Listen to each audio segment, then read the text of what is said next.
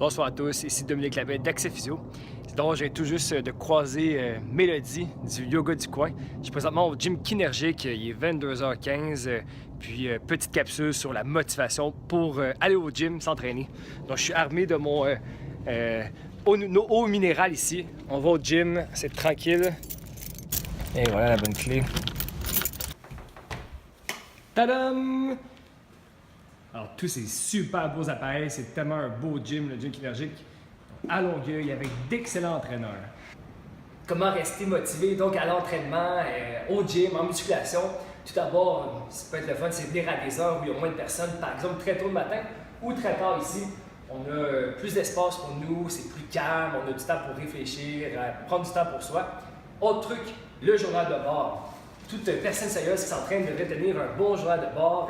J'adore tenir un journal de bord, faire des dessins de plusieurs exercices que j'aime essayer des nouveautés comme ça avec plein de schémas.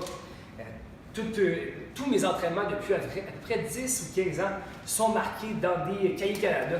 À la maison, j'en ai une bonne pile assez haut. Tout est là, chaque date est là, les souliers que j'ai utilisés qui peuvent avoir une influence sur différents mouvements, les charges utilisées, la prise, est-ce que c'était une prise plus en supination, d'un, pronation pour les chin-ups. Tout est marqué, est-ce que la série était facile, est-ce qu'elle était difficile.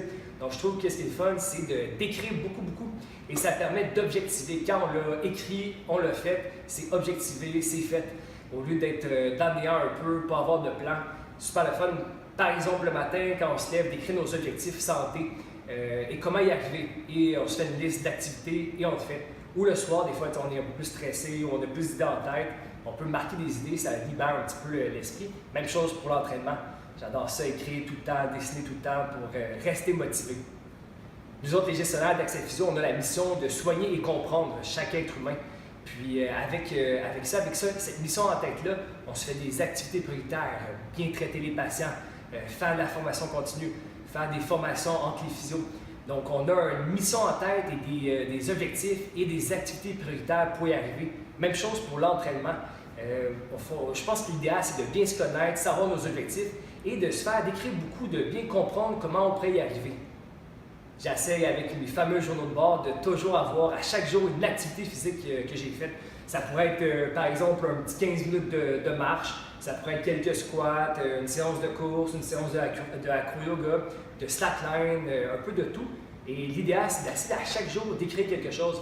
Beaucoup pour mes patients en douleur chronique, j'essaie de les motiver à rebouger, que c'est pas parce qu'il y a la douleur qu'il y a nécessairement un dommage dans le tissu. Donc, tranquillement, il faut apprendre aux gens à bouger et à rester actifs et à bouger pratiquement tous les jours si possible. Il vaut mieux bouger souvent et que pas assez souvent et y aller trop fort à chaque fois. Donc, la fréquence, on écrit nos entraînements dans un journal de bord.